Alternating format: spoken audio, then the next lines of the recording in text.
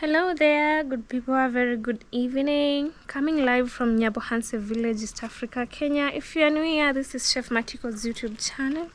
Thank you so much for stopping by. For the returning subscribers, thank you so much for always coming back to support Chef Matiko and Chef Matiko big team. Yeah, today is a very beautiful day. It's a very beautiful evening here in the village. I'm coming live from home. That is Casa de Mama behind me. Yeah, and in front of me here is some work that uncle had done. I don't know what this is. He did it earlier, and I don't know if it's a pipe or something to do with the electricity. I wish he was here so I could ask him. But he dug. I think it has something to do with the electricity because it leads there. Remember, this is a garden light. This one, I don't know the specific name, but I'll just give it a name, a garden light, because once they are lit at night or in the evening, you know, they provide light entire of this area. Even when the garden is there, you can just walk and see the beauty at night. Actually, they were removed, or let's say interfered with, when there was the construction of this house, because they had gone round. You see, another light is right here. There was another one. Oh, actually it is still there. So there was that, there is that one over there. So you see the building, the construction, especially when they were digging the trenches under, they had to dig deeper. Especially for this part, they had to dig it deeper, so they interfered with some of the electric cables that were passing under. This is one, another one of it. There was this. I think there were others over here too, but they had to be removed because also there was a lot of movement. Remember, the masons would pass here with a wheelbarrow full of ballast, cement. So there was a lot of movement here, and some were removed and kept safe. For this one right here, it was, you can see like there's this kind of, I don't know, it's paint. They poured slab when they were mixing. You know, a lot of mixing was done right here. That is why you might think that this area is cemented, but it is not cemented. It is the mixture they used to pour here: sand, cement, the gravel, mixing of the slab. Everything was being mixed over here with the masons. So that is why maybe some color jumped here. I don't know if this is cement or paint. I'm not sure of it, but that is one of the garden lights. I'll just call it a garden light. So if you know maybe a specific name they give it, you can comment down in comment section, okay? So they were also on this other end.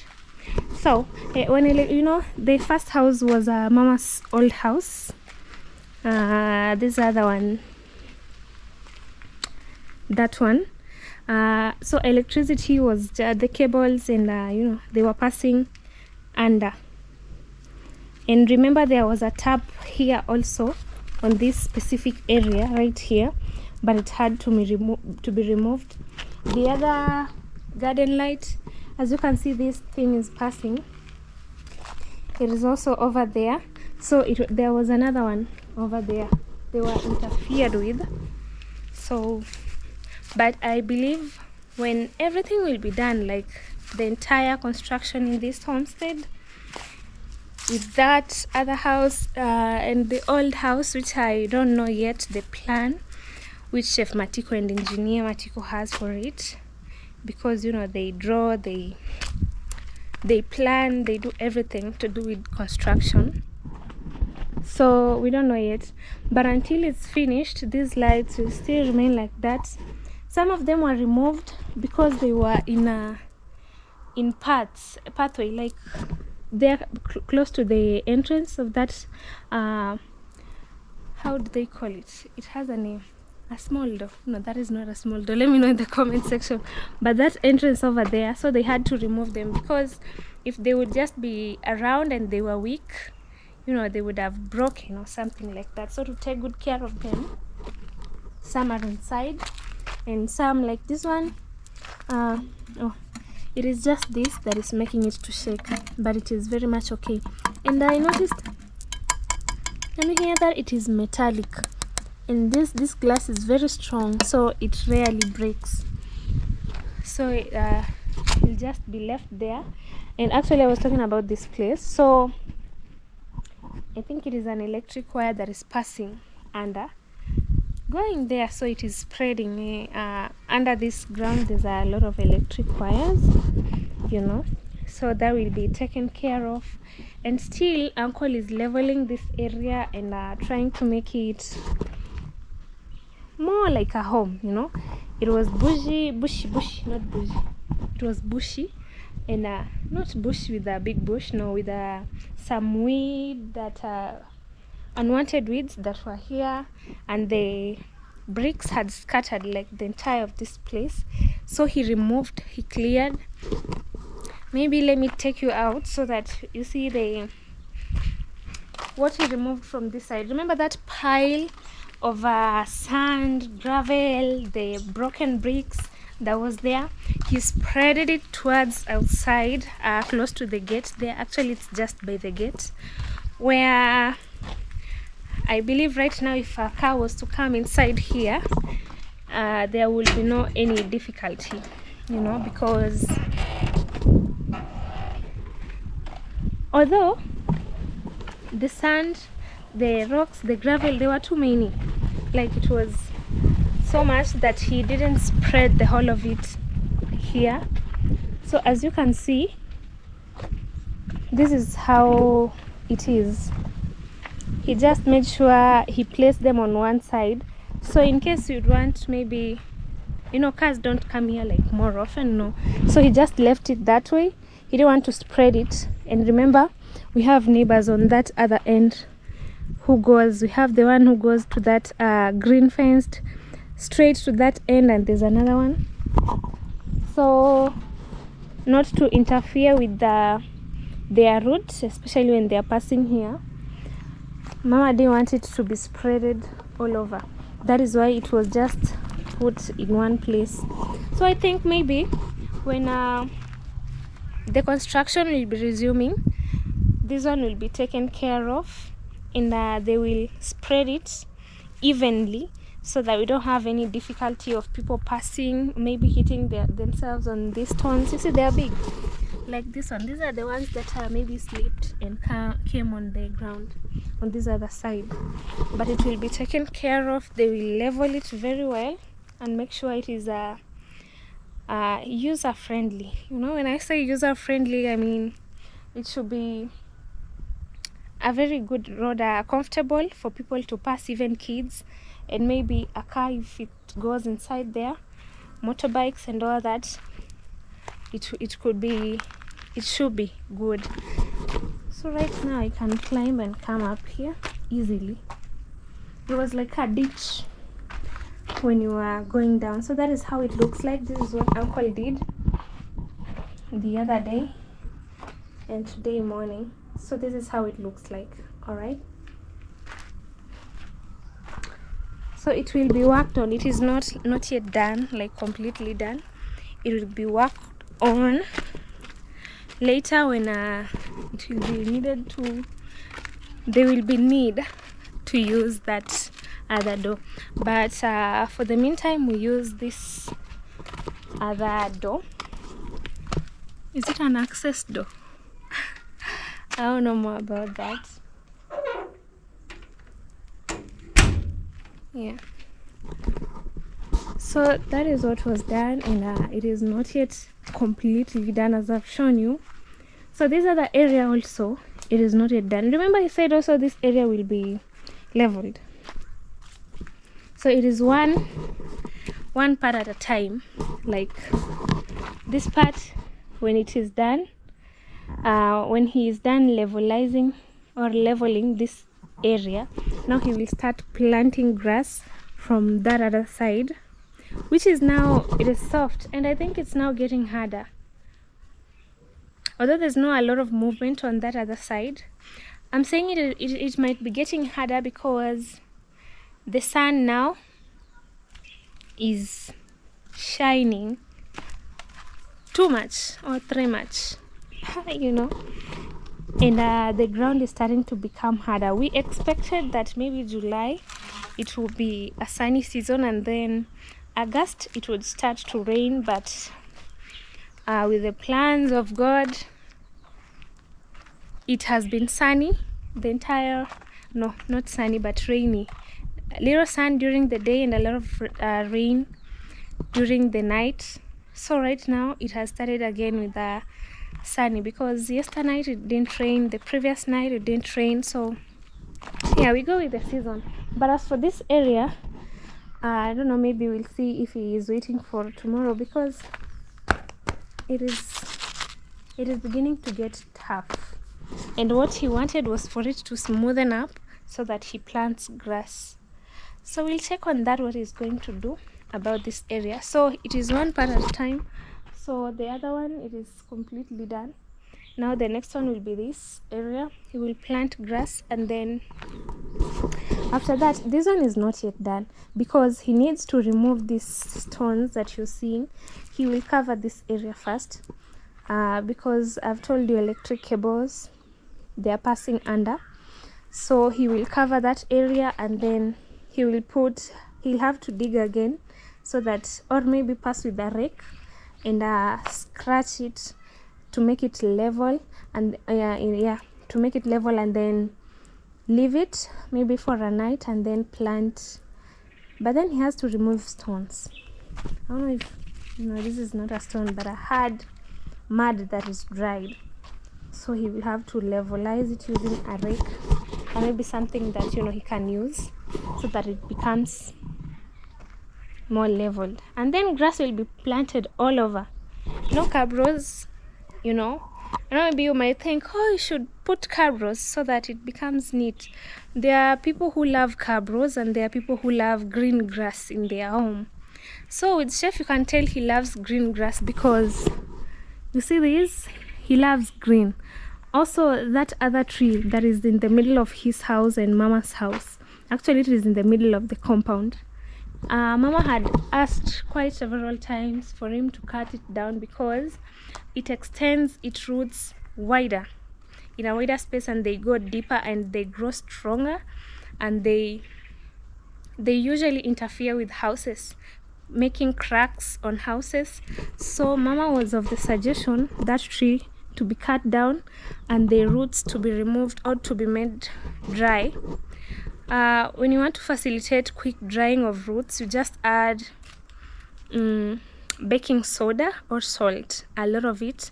It makes the roots to dry. I don't know how it works, but I've been seeing it working. You pour on top after you've cut, you pour on top with those liquids that usually are produced. I think it's water, from the roots. You pour on top, and then that will facilitate quick drying of our roots, so that it doesn't continue to grow. So if Chef did not like green environment, he would have removed that tree. But I don't know what is his thought. Maybe he would tell us someday when he comes, if he will rethink about Mama's request to cut down that tree so it doesn't destroy the walls of the houses and all that. But so far, there's no damage that tree has caused. It is just okay. Although before, she had shown us where there was a root that was penetrating under. You see that old house? That root was penetrating under, and it was almost getting inside that house. So she cut it when she noticed there was a root, and then she put salt so that it doesn't continue to, grow and penetrating inside the house, because it will cause a crack on it. So right now there's no damage, there's no, maybe under, because even when Chef Matiko and Laura's house was being constructed, there was a root root from a tree that was penetrating towards that side, but the mason who are digging the trenches and building the foundation, they cut it, and I believe it did not continue spreading. So that is one of the reasons why chef, you can see he wants to grow this area grass so that it becomes green. You can see the environment. Actually, it makes a home look more peaceful, look more, you know, it is giving these village vibes. When you wake up and you feel the birds, you can hear the birds singing even in the evening, them going to sleep. It is always a blessing. So to keep trees, especially fruits like this, it is good, you know. So I don't think if there'll be need of cabros, unless he wants to. You know, when you want to make sure there's no dust or anything green on the ground, you can just do cabros. But for him, he decided he's going to plant grass all over this area. So grass is from behind Mama's kitchen. Actually, it's the back door of this house, Casa de Mama. So it is from that side the grass is coming. On this other side, they've already planted. And now we are waiting. Now that the rain is starting to go, I'm a bit worried. I don't know if we'll be watering this grass. Mama will say, and we'll see what we can do. Entire of this area grass, and also here it will be leveled and grass will be planted all over. So it will be green, and you know, the home, the background will be looking so amazing. Can't wait. Maybe uncle will resume his doing his work over here maybe tomorrow because of the sun. And also he normally comes earlier because of the sun. It gets at 10 a.m. in the morning and the sun is already burning. You can't even hold a panga or a djembe or a rake to cultivate the land. No, you can't. So he comes early to do his job. So from the title today about our video, I will be introducing myself here on Chef Matiko's YouTube channel. Although I know I've been appearing here multiple times on my cousin brother chef, and a lot of you people know me. I'm African Ruby. Check me out kindly on my YouTube channel, because I have begun my YouTube journey, which I pray it goes well. I've sat here because there's a little breeze coming from the trees, and the sun is too hot on the other side. You know, I could have gone to the rooftop. I love sitting there, but right now it is burning. Remember, there's tiles and the chair, so the sun is directly shining on it, and they are very hot right now. So I'll just sit here and we have a little chat. So with me, I'm African Ruby. At home they call me Ruby Star. I was called that name by my dad. You can check him out on my channel. I already introduced him over there. So he called me that name when I was a little girl. He said I used to talk much. I did a lot of activities like a star. So that is why he decided to call me Ruby Star.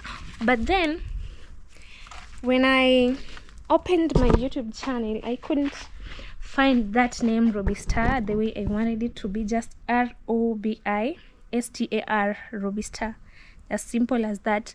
It had a lot of users, and I wanted it to, you know, I wanted to have it just the same way it is, without having numbers, a lot of numbers, maybe Ruby Star 325, Ruby Star 1289L.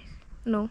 So I decided to go for African Ruby on my YouTube channel, although that is not my real name. Okay, I am 21 years and I thank God for life. I was born and raised here in Nyabuhanse village. Yeah, in Nyabuhanse village, but then I grew up with my parents. But then growing up, I didn't grow up with like all my parents around. When I was I don't know when my dad left, But then after some years, when I was about to finish my upper grade, there's lower grade and upper grade, that is primary school, he came in, you know. So I didn't have a lot of time with him, like father-daughter relationship. But then he's there. My mom also is there. I've grown up around my mom, my big sister, my brother, and my little sister who's at my mom's home right now. Yeah, and I also went to school. I've been in a lot of schools. At first I started a school in Church's Junior Academy. That was a private school that belonged to my late uncle, who was called Chacha. Yeah, he passed away a few years ago. May his soul rest in eternal peace. He had this school that was known in the entire Kuria and Migori County back then. I know maybe for those who are watching and are from around here in Nyabohanse, and they're not from those days. Okay, I'm not that old to say from those days, but I don't think if a lot of people knew about that school, because it was this private school, and I used to study there free.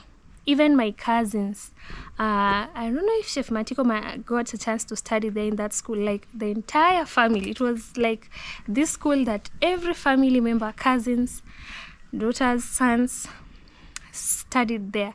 He was this nice and sweet uncle that he allowed everyone to study for free. For family, we were studying there for free, no charges. Maybe for others, I don't know, but the ones that I know, honestly, a lot of my cousins studied there. So for me, I started school in that school, which was a private school, freely. I was studying free, and yeah, my kindergarten school, I did it there. We call it playgroup, and then now you join. It was back then we had this system, our Kenyan education system, that was called 844 system. That is so there was these 3 other years that you start school, playgroup and all that, and then now you join the 844 system. The 8 stood for the 8 years in primary school, and then the first 4 it was the 4 years in high school, and then the last 4 it was the 4 years maybe in college or university. So I studied when the 844 system of education was still there here in Kenya, but as for now it has changed. I believe I had told you in our previous videos that Hamza and Avocado Man are using this other new system of education. It is called CBC. I don't know what it stands for because I don't follow up that much. I just know how they perform and do all that. And actually they do a lot of activities compared to our days when we just used to stay in class, maybe going outside and doing things practicals or in practical form. It was so minimal compared to how they are doing it nowadays. So in this new system that has been developed, I see they do a lot of practicals, and you know, it is good to engage kids in something they can see and do instead of just studying it, you know, in they say they just study it in words. You know, you just know something in words, this is this, but right now they do practicals a lot. So about me, I went to school there in Churches up to my 2nd grade.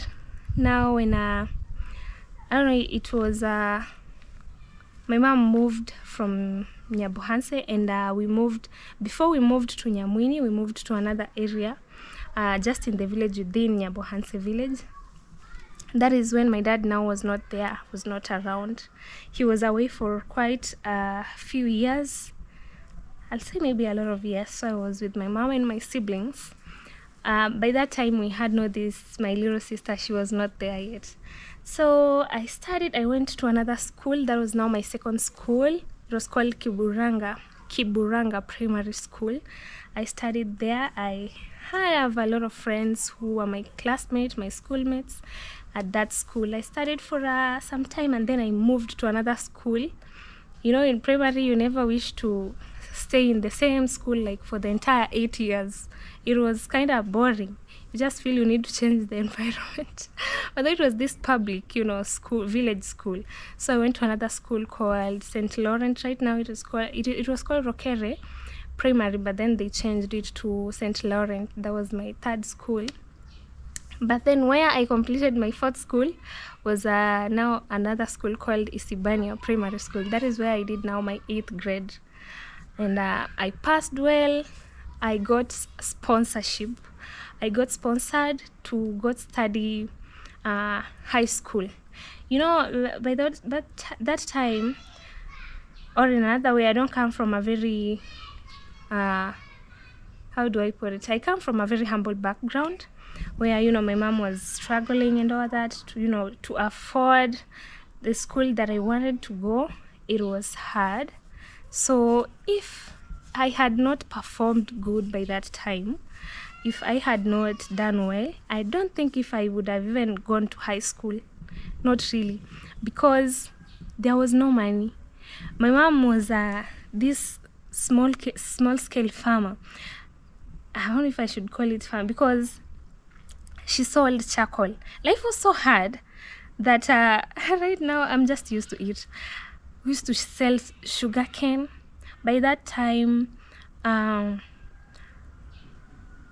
Amaro's dad used to have this huge farm. I think it is still there. He used to have this huge farm that had sugarcane. So with those sugarcane, they were processed to make sugar out of it. So we would go there and buy sugarcane and sell to people, especially students. So sometimes I would skip school. You see, life was so hard. I would skip school so that I go and sell. That is when I was sent money for exams. We used to pay exam money, used to pay activity fee money. That stood for the activities that were done, maybe sports and something like that. Because it's a public school, you gotta understand, here is just a village where we had to pay like for literally everything. So that went, we sold sugarcane, we sold mandazis. So I used to sell it with my mom. My sister was married, my elder sister. My brother was in the city. And by that time, Chef Matiko was in the school also, in college. So maybe you might ask, where was Chef by that time to help and blah, blah, blah. No, he was at school. And remember, he has also his family. That is why I told you I'm related. He's my cousin brother. Our dads are from the same mom. But now our moms are, different. My dad married like that. I believe you understand. So we sold mandazis. We sold charcoal. Do you know, you people know charcoal? We go and dig roots, and then you let them dry, especially from trees that are cut. You let them dry, and after they dry, we dig somewhere. We just make the ground soft, and then you pile up those roots, and then you cover them with mud, and then you put some leaves that are not dried like this one. You cut them just directly and you cover them, and then you light. You leave a hole from the top. Then you make it like a mountain, and then you leave a hole from the top. That is where you can now light it, the dried roots, so that when they burn, when you've covered, that prevents it from becoming ash, from burning until it becomes ash. So it becomes charcoal instead. We sold charcoal. There's a time also Mama opened a small hotel. I don't know if I should call it a hotel or a restaurant, something like that, because she used to sell this head. You see the cow head when it is slaughtered and taken to the butcheries for selling. Now she would go and buy and purchase, and also cow's feet, clean them very well, and then you boil them. So the soup used to be loved by old men and old women. So she opened a small restaurant. By that time, I remember I was in grade 4. We did that business when I was in grade 4 and then 5, and then it stopped because where she had rented that restaurant, the owner increased the price, and when my mama strained to pay it later on, I don't know what happened. He said he wanted that place because he had the business of his own. That was the owner of that place. He said that. So we had to close the business, but it was so tough because I would go, at least I won't complain that it was very tough, but because it had a positive it had maybe it helped. Actually, it helped because I would come from school, I had nothing to eat. I'll go there and drink that soup and go back to school. It was so hard. So I would skip school sometime to go and assist my mom so that we could get money to pay my school fees, could get money to buy food, you know. And also she did that when that shop closed. That is me and my mom. Remember I told you that by that time my dad was not around. So we opened a place where we planted trees. We bought seeds and created nurseries for trees, and then we sold for people those trees that were young so that they could transplant them and go and plant on ground.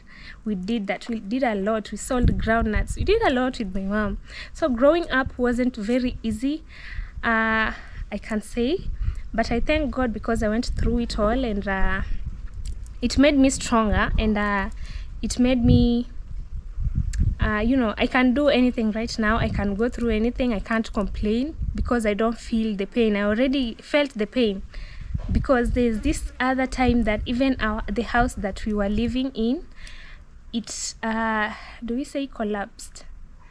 It had a crack, and it was this mad house. It was just a 3-room house, a living room, my mom's room, and the other room that was a kitchen. It was where I was sleeping, and we had a goat. It was sleeping inside there, so I was sleeping with it.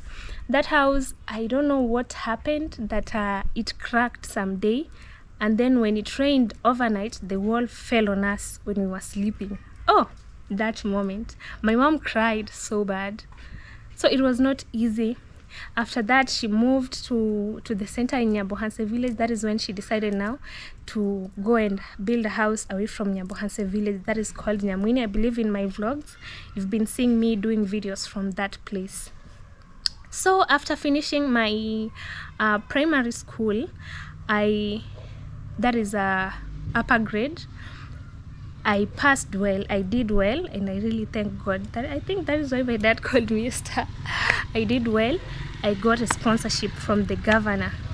We have a head of county, you know.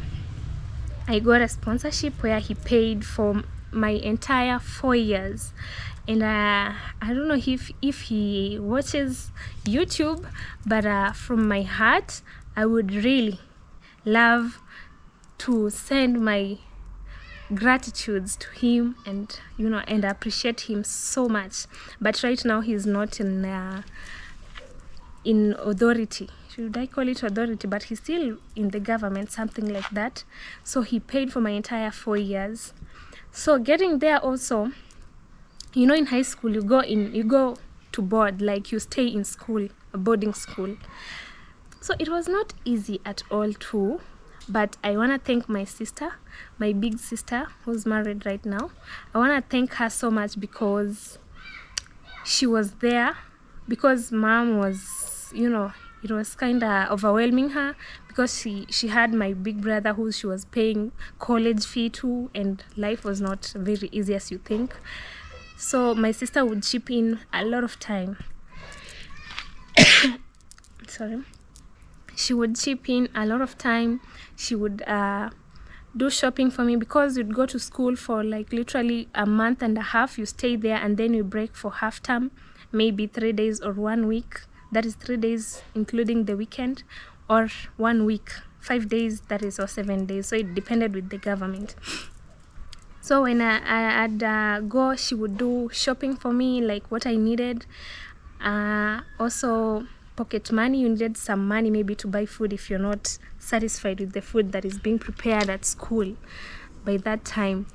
So she would chip in, and I really thank her so much. So I got the scholarship. I studied and finished my high school, and that is when now I came and I was called to join Eldoret for my course. I was to do tourism and is it tourism and hospitality, something like that? I don't even remember. Oh my bad, days have passed. That was 2021. Yeah, I finished school early. I finished school when I was small, so I couldn't again manage to get money to go to college, the college that I wanted to. So instead, my mom told me I could lease the land that we had before it was sold. She leased it, so I got the money for the entry to pay, to go to college. So I went there. I started my first semester. That was called a semester or module. I took a course in information communication technology. It is abbreviated to ICT. I took a course in that. I started well, but it was a bit difficult. I was doing my course, going to college while staying at my big sisters.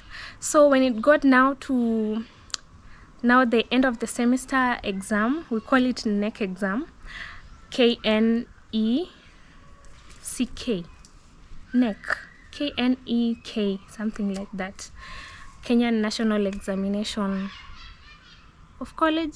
I can't remember. Oh gosh, I hated it because I didn't get a chance to finish my college. That is why everything is out of my head. So I needed money to register for that exam, but I couldn't find it. I lacked 14,300 shillings to register for my NEC exams. I tried my mom had raised only 5,000. That is what she could afford. And my sister had a little problem, so she chipped in a little. But the money that I had in hand was 7,000. No, 6,000, I think. 6,000 Kenyan shillings. So that was not even enough. I went to school to the principal and begged him to allow me. Was it a him? Her. An old lady. And begged her. No, they were two actually. A lady and a man. They were old, roughly 50 to 60 years there of age.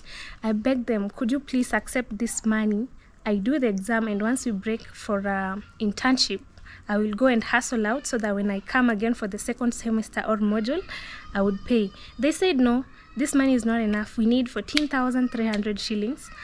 Plus, you have not even completed paying the school fees. I didn't complete to pay my total school fees for the entire semester. I had just paid half of it because that is what my mom could afford, you see. So he refused. I begged them. I told them, I will come back because I'm the student here. I'm registered in this school. I would come back. They said, no, the money that you're paying is not coming to us direct. It goes to the system of education. I asked them to even help me pay. Do you know that time that when you're desperate and you really need help? I tried. I even cried. Oh my God. I cried and I told them, please just accept this money. I sit for my exams. And then I'll go and hustle because I'm your student. I've registered in this school. I'll come back. They refused.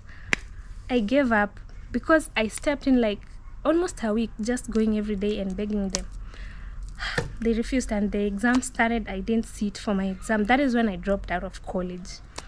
So dropping out of college, I didn't want to stay in the village because being in the village, some people will really disappoint you. What are you doing? You're a big girl now. Get married and all that now. I decided to go to the city. I had told you that story in my channel also, but I'm gonna repeat it here because for you to understand it better. I went to the city, and that is where now I found I was like, I think even high school was a little better because the city with no backup. When I say backup, I mean family to send you money to pay rent, family to send you money to buy food. Oh my goodness, that was so hard because I hustled. I need to find a place, I need to find food, I need to find a job. So at first I went to my friend who I studied with in high school, and I really want to appreciate her. She took me in and gave me like a period of 2 months so that because she had her cousins who were to come in, she gave me a period of 2 months. I stay at hers and then I move out. I found a job. That job, it went that the lady was doing some illegal business, so the business shut. I went through a lot of things. So that was my first job, and then I came back home. Then I went back. My cousin took me in, who helped me. I really want to appreciate him so much. He took me in. He has kids and a wife, so he took me in. They helped me. I tried to find a job and then I moved out. Now I worked in hotels, as a waitress, as a cleaner. I worked as a cleaner because I used to clean one of the restaurants that I worked. I also worked as a cleaner in the kitchen side, you know, where you just do dishes and all that. Here, some restaurants don't have machines like in developed countries. They don't have machines for doing dishes. So I do dishes, clean, you know. Others, I got a chance to work as a waitress. Yeah, it went on and on like that. Nothing was easy. So I came back after I felt like I was getting depressed. Life was so hard. I had lost my job. I was not paid for the last 3 months that I had done. The place I was working, it was closed. They had a little problem over there. I came back to the village. It was so frustrating that I felt like I was losing my mind on that. So I communicated with my parents, my mom. My dad was there by that time, but sorry to say, but I didn't have this strong bond with my dad. Remember, he was not there in my growing up. Yeah, but I appreciate because he came back. You know, if you have a parent who is there and is alive, you know, he doesn't have to do a lot for you. If he's there, you know, you appreciate God, because there are people out there who wish to have a father like mine, even if he was not there. I still love my dad. He's my dad. He will continue to be my dad. Yeah, I don't blame him for not being there when I was growing up. Maybe for some reason reasons he had, that is why. So in this time now he was there, but not that active, you know. So I came back home, and my sister and my mom, they thanked me for coming back in one piece. That is what I always sit down and wonder and say, who parents will still be parents? You know, my sister is like my mom because she took care of me. I've stayed with her. We've shared a lot. Actually, she's my number one, my 911. Anything, hey sis, somebody has maybe talked bad or talked harsh to me. Hey sis, I have problem. Hey sis, so she's my 911. When I say 911, she's my emergency contact list. I can call her anywhere, anytime, and she usually picks.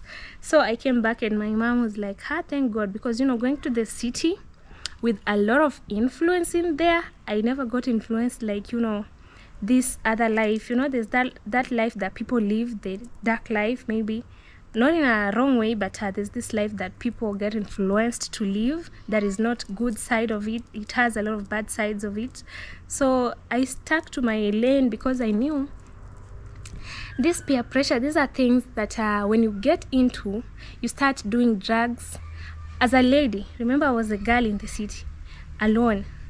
I might felt depressed, and then I decide, since no one is with me here, let me go do drugs. Let me go and start selling myself, because they call it selling yourself, you know, and do bad things. But then, to me, I'm born and raised in church, and that is one thing my mom always rebukes. Tell me, no matter how hard life is, do not turn to that influenced life. You see, that is not good, with bad morals. Do not. I'm born and raised in church. My mom preaches gospel, you see. So I had to respect, and I felt I was okay. There was no need, as long as, yeah, I know there were some times, some days when I was in the city, I would go hungry, like literally for like 3 days. There's a time I went like hungry for 3 days.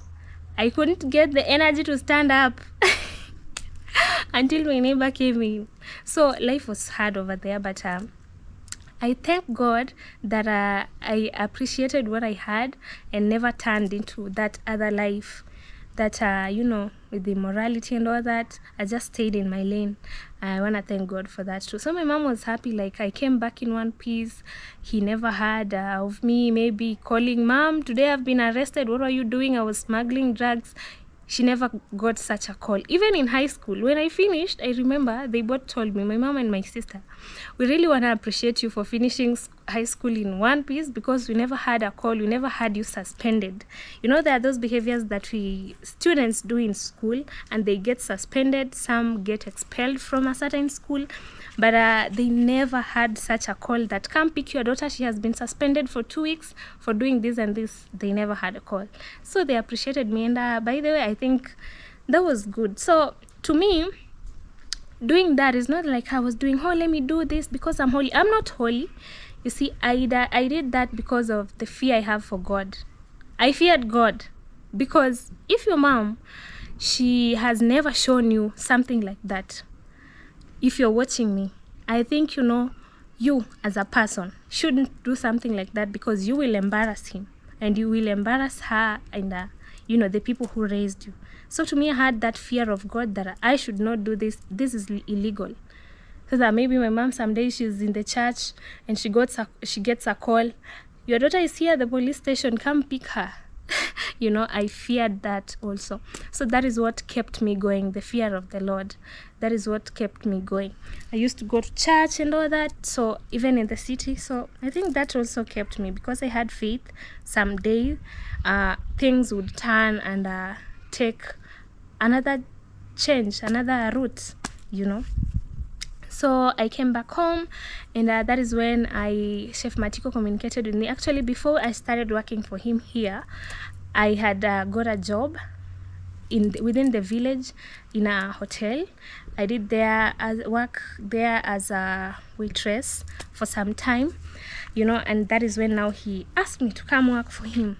So I really want to appreciate him and his family, because they have been of great support towards me and my family. And I want to really appreciate. My big dream and my plan for the near future is to build my home and support my mom and make her live the life that she has always dreamt of, to make my mom proud, to build my home and do all that. And I'm gonna succeed in Jesus' name, and I'm gonna build for her. I know that is my dream, to build for her, like what Chef Matiko has done. He's my inspiration, he's my role model, because I've seen him done great job. Imagine his mom at her 50s, he's living this beautiful life in this beautiful house. It is a modern house. This is a dream come true, which I believe someday I would put my mom in such a beautiful life. He inspires me a lot, he teaches me a lot, he guides me, he tells me if I have any problem, I could just approach him. He talks to me about everything. So he's my big brother, and I'm not scared to approach him, because all in all, he will always come up with a solution. Just do this, don't do this.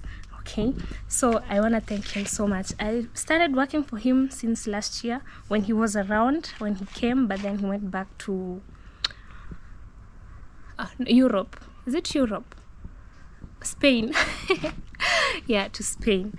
Yeah, so still I'm working for him, and also with my YouTube channel, which he guided me. And when I started working for him, he told me, you can't just actually I had wanted to open a YouTube channel when I had finished school. I remember he told me to, but then I felt I was so afraid.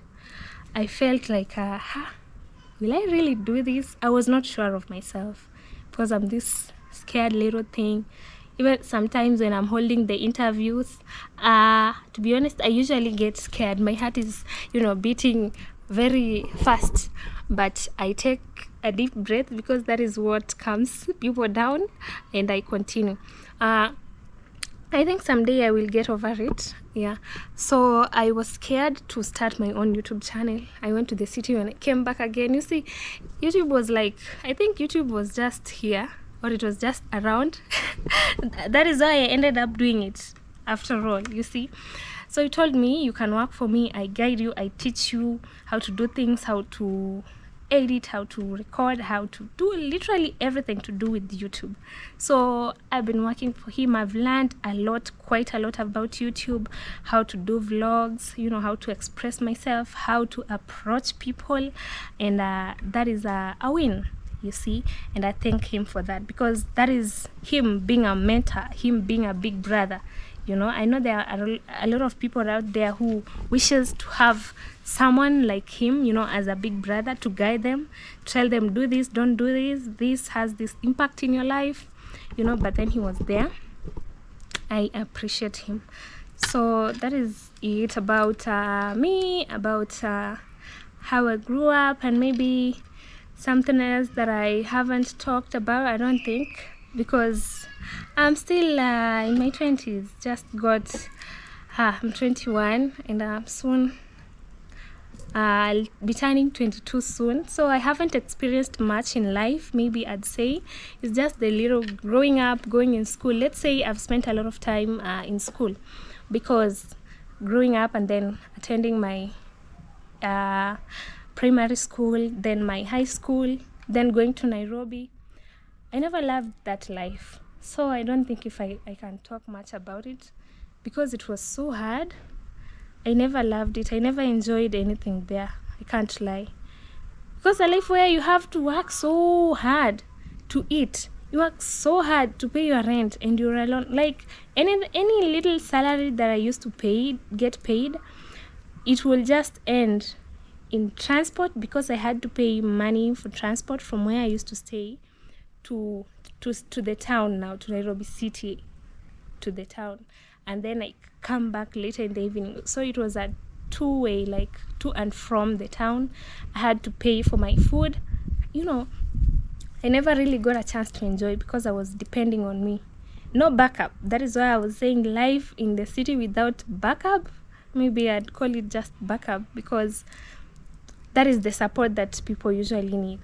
I didn't have that, so I never got to enjoy that life.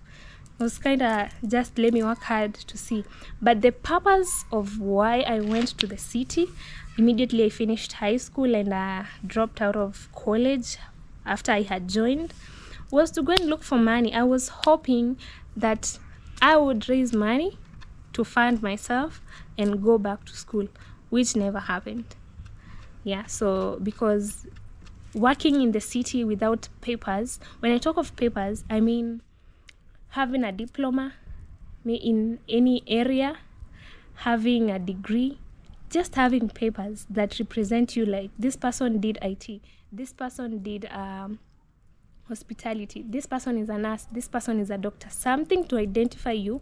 It is a very big problem, and I believe that is making a lot of youths in Kenya to undergo this peer pressure that is making them to end in bad ways, So lack of jobs, because some of them I know they haven't gone to school. It's not only me. If right now we go to the city and start interviewing people over there, people go from the village to the city to go and look for life, to go and work. That is the reason why I go to the city. You can't just move unless you have enough money that can fund you when you live in the city. That is when you can just go there. But all in all, I thank God, because I had no papers, I had no nothing, but whenever I knocked the door, it was opened. That is God's working. Whenever I looked for a job, I found it, although they didn't stay. Because I remember in 2 places that I looked for a job, I actually got that it didn't even last. I only did for a month, sometimes 2 months, 3 months. Maybe you might ask, why did you used to jump from one job to another? It is because when someone employs you and they tell you you'll be here for some short period of time because you don't have papers, when we find someone else qualified for this job, you will have to be removed. So since you don't have any other job that you can rely on, you just go with that, you just go with that. So that is how I used to jump from one job to another. I get employed here, maybe as a waitress, and I'm told if we find someone qualified, we will take you, we will remove you. Do you agree to that? Yeah, because you get, at least with that job that you're just holding on to, you can get money for food, you can get money for rent, for transport, to dress well, decent, instead of sitting and waiting to get a permanent job. That was the reason why I used to skip from one job to another. I just get a temporary job, and like that. So sometimes I'd wonder why, even when I'm getting like you've done your job so well, couldn't they just put you to continue working there? I don't know how it really worked, because I thought maybe if I do my best, I might be told, no, you will stay. You are now here permanently. I never saw that. I used to work just holding the job I have, but I used to really work hard, because you had to, in the city, you just wake up very early. You need to be, especially restaurants, some 5 a.m., some 6 a.m. and you finish. I remember the first one that I worked, the first hotel that I worked at, we used to finish our jobs at 9 p.m. in the evening. The second one was up to 11 p.m. So you just get a few hours to sleep, and the entire day, some you even work for 15 hours non-stop, just working. And you know, most of you couldn't stand those kind of jobs because it was very hard. 15 hours. You go to work at 7 a.m. in the morning, and then you finish your job at 11 p.m. in the evening. The one that I got maybe that was easy is the one that I got as a sales lady inside a boutique that used to sell clothes. That used to go at 9 a.m. and by 9 a.m. in the evening, I'm done. My job is done for the day. Here you don't work for hours like developed countries. Let no one lie to you about that. Here you don't work for hours. I've never heard of such a case that people here in Kenya work for hours. Unless in some companies, but you don't get paid for hours. Unless in some companies which you just go to work maybe at 7 a.m. by 4 p.m. in the evening, you're done with your job. Yeah, that is it. I believe also, you know, chef used to tell me to hold on to, you know, what I had, not to give up, because he also went through the same. He hustled, especially when he was in school. He hustled to get where he is. That is why he motivates me a lot. He inspires me a lot to get where he is. He went through the rough path, through the rough road to be where he is. So he stood by the ground, and you know, he never let anything or allow anything to let him down. He became a pillar of strength to his parents, to his mom, to his siblings, and a very good role model. He is my role model. He is my big brother, and I appreciate everything that he does, and that's why I'm following his steps, so that someday I also build. My dream, my goal is to build for my parents back at home. Yeah, so I believe that is it for today, and I'm gonna end our video right here. So if you have been watching this video till this end, I really want to appreciate you all for your unwavering support here on Chef Matiko's YouTube channel. As a family and as a big team, we want to appreciate you all for the support and for the love that you people have been showing us. May God bless you, depending on the timeline from where you're watching, be it night, evening, morning, day. May God bless you so much, and bye bye.